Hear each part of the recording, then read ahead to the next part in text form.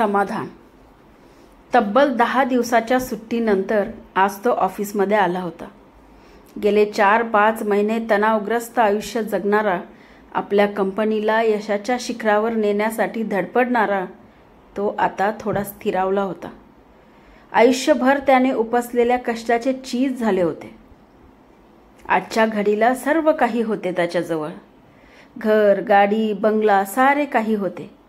तरीही जीवनात आणखीन मिळवण्यासारखे बरेच काही आहे असे सांगत यशासाठी आजही तो अविरत झटत होता. याचाच परिणाम त्याच्या आरोग्यावर झाला होता. अनिद्रा, ब्लड प्रेशर, डायबिटीज अशा एक ना अनेक आजारांनी तो त्रस्त होता. पण आयुष्यात अजूनही बरेच काही कमवायची उर्मी त्याच्या मनात होती. सर, कशी आहे तुमची तब्येत? त्याला ऑफिसमध्ये पाहताच त्याच्या असिस्टंटने त्याला विचारले. सुधारते आता हळूहळू, त्याने उत्तर दिले. हॅलो मॅडम,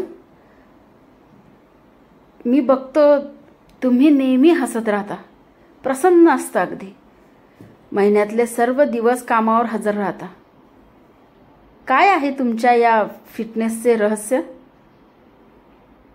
त्याने आपल्या असिस्टंटला पुन्हा प्रश्न केला. सर, माझ्याजवळ तुमच्या एवढे वैभव नाही, पण मी आहे त्या परिस्थितीत खूप समाधानी आहे,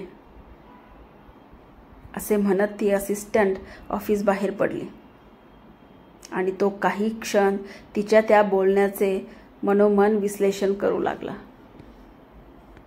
धन्यवाद.